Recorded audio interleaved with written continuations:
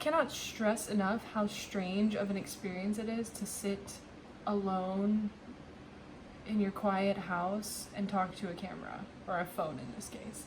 It's really weird.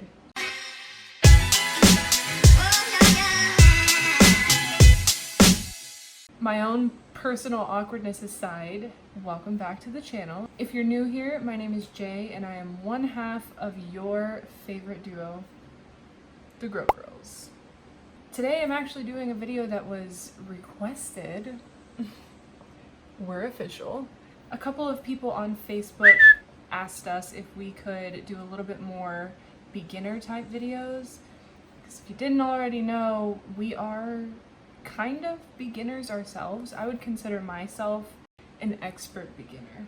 Megan seems to be a little bit more experienced and has quite a substantial collection compared to mine, but I am doing my best to kind of learn and grow with the process, learn as much as I can, take in as much information as I can, without driving myself crazy, that is, because this does get a little bit overwhelming sometimes. Anyway, I want to show you a handful of my favorite plants that I consider to be really great for beginners and also that are a little bit different than what you'll see in other beginner recommendation videos. And I'm also going to be talking a little bit about why I feel like these are quite easy to care for.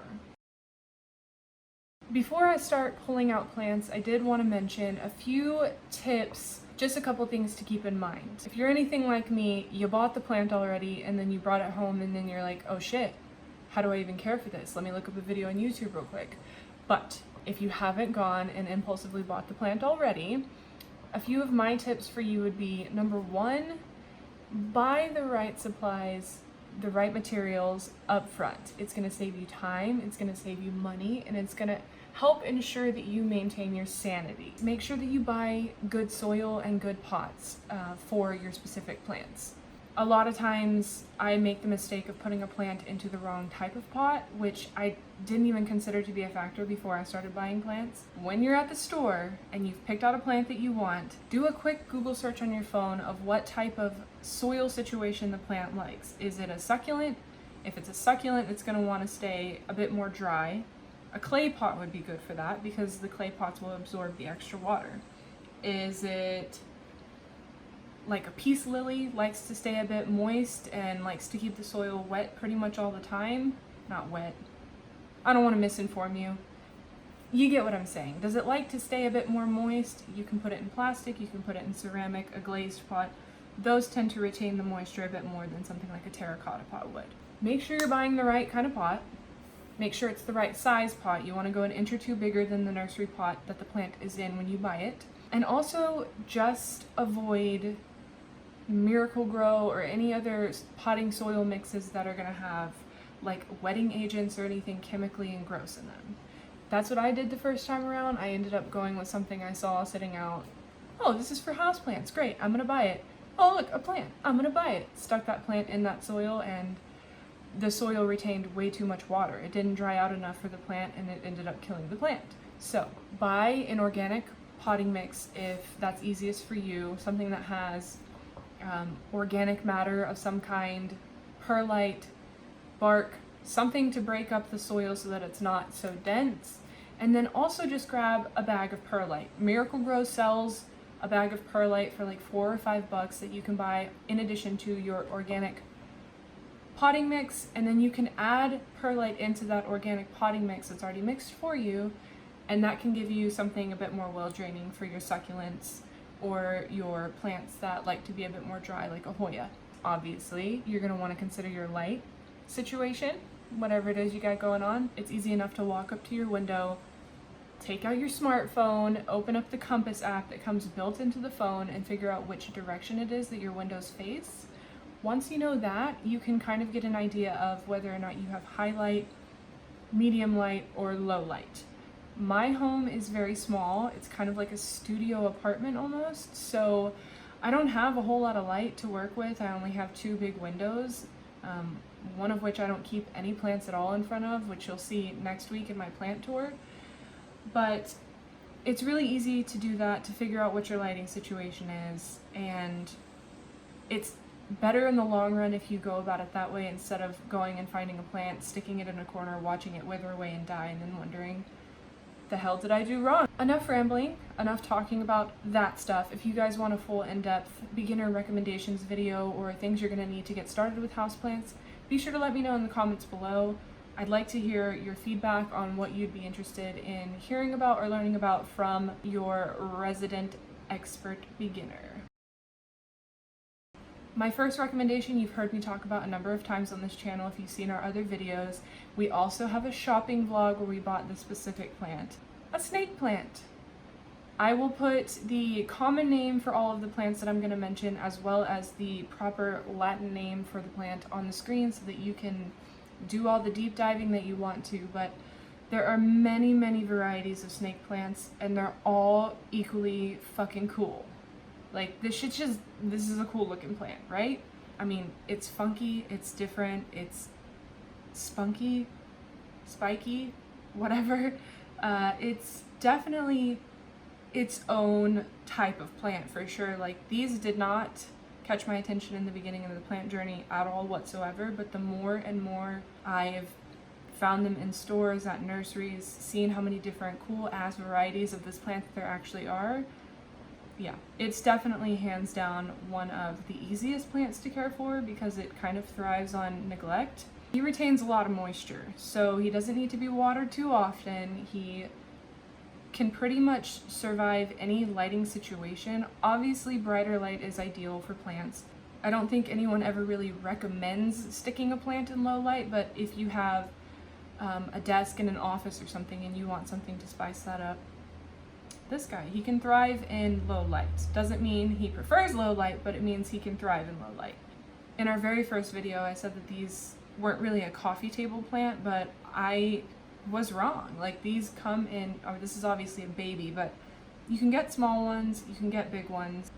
I would pull my big one out from behind me, but I'm too lazy. Anyway, these can get really big or they can be really small. They're very easy to find. I see a bunch at our local grocery store. I've seen them at Walmart, Home Depot, Lowe's. This guy's from Home Depot, so like $4.95 at Home Depot, you can go get a plant that you don't really need to give that much attention to, and it will love you immensely. The next plant I'm going to recommend to you, I don't know that everyone would agree. I typically see people talking negatively about this plant's behavior and the way that it exists on Instagram and Facebook, but hear me out. This is my Fittonia, otherwise known as a nerve plant. I have the pink variety. There's a bunch of different Fittonias, obviously. Each species is going to have a number of different plants within it. So there are a bunch of different kinds. This plant, if you're not a fan of the pink, there is a nerve plant that is just white on the leaves instead of pink. But the cool thing about this plant and why I would recommend it to beginners is because this is another one like the peace lily that will literally throw temper tantrums when it needs water. It looks like it's dead. 1 minute to the next, you can walk past it and all the branches, all of the leaves will be drooping down. I'll see if I can insert a picture here. I've taken pictures of mine 1 hour apart where it was totally frowning and throwing a tantrum, and then I watered it, came back an hour later, took another picture, and it looked just like this. These guys do typically like to stay a little bit more moist. Obviously, if you let them dry out, they get mad at you, so they are a bit more high maintenance in that regard, but like I said, you're gonna know when it needs water, which is why I think it makes for a really good beginner plant. And it looks really cute. Are you kidding me? I keep these on my desk because I love the way they look and I want them near me all the time. So my next recommendation is one that has recently really grown on me, pun intended, which it has grown on me substantially, literally, but also it's pulling at the heartstrings right now. And that is an oyster plant. These are known as many different things. I don't actually know how to say the proper name of it. I just call it an oyster plant. Got this baddie for $2 at Walmart, so very easily accessible. It's got green, white, and purple stripy leaves, which is just beautiful. This one, it was standing very straight up, tall and mighty until my child decided to park her took us right on the top of it and crushed the top few leaves. So it looks a little sad right here, but it was very happy. It is very happy. I mean, it's still doing fine, and the state that I got it in was nothing like this. So I brought it home with little to no expectations. This was kind of one of those impulse buys, like, it's cute and it's purple, I guess I'll buy it. But it has really surprised me. This whole section is new. And then on these, there's new leaves coming out of these guys as well. It's just been a really fast grower. It's very pretty. The leaves feel quite unique. They don't really feel like any other leaves that I have. They're like, I don't really know how to describe it. They just feel unique. I'm a sucker for a little bit of purple in a plant, I'm not gonna lie. It's my favorite color, and this one has really, really surprised me.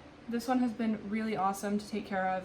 It's doing well, it's thriving, and I don't do anything special for it. I just water it when the soil feels dry. I stick my finger in about 2 inches down. If it's dry all the way down 2 inches, I water it, and that seems to be working. So, next recommendation is the Ficus elastica, or a rubber plant or rubber tree. People say both. These get massive. This is a baby. This is just a little guy. I got it in a 4-inch pot originally. He's outgrown that and he's doing really well, putting out lots of new leaves. As you can see here, these are all new growth. There's lots of new baby leaves on the back here. Megan has a number of different rubber plants that she may or may not have shown in videos. I'm not exactly sure, but I do know that they are probably considered a little bit more difficult to take care of, only because they kind of require brighter light.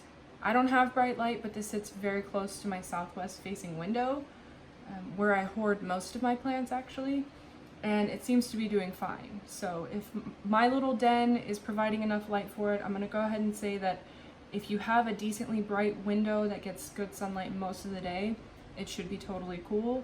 This one has put out new growth nonstop, and I just have it in a plastic container so that it retains a little bit more moisture than a clay pot, but other than that, nothing special. When it feels dry, I'll water it. I just love it. I think it's so quirky and cute. The leaves are big and hardy, and this is actually the burgundy variety. There's variegated ones, there's pink ones, so there's lots of different options for your personal aesthetic preferences, I guess you could say. But it can be really small, it can be really big. The reason I went with the small one is obviously because I have smaller space, but you can definitely get bigger ones at your local Home Depot, Lowe's. I guess depending where you live. Here in South Texas, you can get them at Home Depot and Lowe's for under $20. Pretty much everywhere, I'm pretty sure. I don't know. Megan got her big one for like $24? I don't know. Somewhere around the $20 range. This one here I got for $7 at a nursery in Austin. So fairly inexpensive, fairly accessible, and very rewarding to grow because they get huge. I'm excited to see if mine will ever get huge. It'll probably be like 10 years. I'll update you in 10 years, okay? And let you know if mine ever got huge. And last but not least, certainly not least, probably most, is my personal favorite plant at the moment. I don't know why, I don't know where this came from, this love I have for this plant right now, but I think that this is a super cool plant to grow, and it's super colorful and fun, and there are many, many varieties that you can get. And it is the Syngonium, or the arrowhead plant. This is a Maria arrowhead plant. So it's got kind of the burgundy pink undertones to the leaves. They start out really pink and then they go like darker green, brown, pink. I don't know. I think it looks epic. It has some dying leaves, ignore that. We're working on a transition to this pot that it's in now. So it was in a very, very fast drying terracotta pot. It was drying out way too fast. Way, way, way too fast. I've found that these guys like to stay a bit more moist, and I actually mist this one with a mister, you know, like, oh, like this. Pretty much every day, because I'm obsessive and I love this plant so much. But it has been super cool, super rewarding. It's very funky fresh, right? And I think in this very like modern, sleek black planter, it just looks amazing. Like this, I don't have a good eye for interior design, but to me, like this looks like a really nice looking plant. It grows very quickly, puts out new growth almost constantly. It was dying as fast as it was growing for a while until I switched it to this pot. So if you're gonna get one of these, I would suggest not putting it in a clay pot, at least to start out with, until you figure out what the hell it needs and what it likes. But once we made the switch, it's been doing great. It hasn't really lost that many leaves at all. This one is like the first one I see in a while that's kind of yellowing. But again, super colorful, pretty straightforward, pretty easy. These can thrive in low light as well. They probably don't like too direct of sunlight, so don't put it like right in the sun either, but anywhere kind of in between low light and bright indirect light, I think it will thrive. I'll keep you posted, let you know if I kill it, but I think I'm doing really well with this one. I think that's why it's been one of the more rewarding plants, and I think that's why it's kind of like number one for me right now, is because I saw a problem, I tried something different as far as its pot and soil went, and it seems to be paying off, which is huge because, as you will have seen in my string of pearls video, it doesn't always go that way for me. So yeah, I think that there are so many plants out there that you can successfully take care of as a beginner. These are just my personal recommendations, and I think that they're all really cool, and together they look really eclectic and fun. So I just kind of wanted to avoid talking about the pothos or the ivies or the spider plants or whatever, because that's pretty much what everyone recommends. On YouTube, people are typically a little bit more diverse in their recommendations, but I thought it would be fun to show you some of my current favorites and also some ones that have been really rewarding to grow and very straightforward and easy. I know that a lot of people fear or think they can't take care of plants because they kill everything, and to be fair, I'm still currently murdering plants. It's fine, it's gonna be okay. They're just plants after all, and it's not a huge investment. Each of these was under, wow, each of these was actually under $7 or $8. I got 1, 2, 3 of these. 4 of these came from big box stores, Walmart, Lowe's, or Home Depot, and one's from a nursery, but you can get it at big box stores. So there's really no excuse. They're easy enough to take care of. They're right down the road from you, and it's so worth it. They provide such a different look to your space. They kind of bring you into the jungle, bring you a little bit of comfort, make you feel like if you're trapped in an office building, you're still in touch with nature somehow. It's really the best to have plants around. Like I can't express enough how much joy it brings for me. I mean, obviously we have a YouTube channel and an Instagram and Facebook page dedicated to these baddies, but either way, if you're totally new or wanting to try plants, if you even feel inspired by us to go out and try a plant, pick up one of these. Next time you're out shopping at Walmart, just, I dare you, go into the plant section and then tell me you don't leave with a little plant to put in your house. Just make sure you check lighting and stuff first. That would be my only recommendation. All right, I'm gonna shut up now and get out of your hair. Thank you so much for watching, as always. Be sure to subscribe if you haven't already so you don't miss any videos. We tend to upload pretty frequently these days. Also, be sure to check us out over on Instagram and Facebook. You can follow us here. And that's typically the best way to interact with us. We do read all the comments on YouTube, but if you wanna chat back and forth or something, if you have an immediate question, the best way to get in touch with us is definitely gonna be on Instagram or on Facebook. All right. See you soon.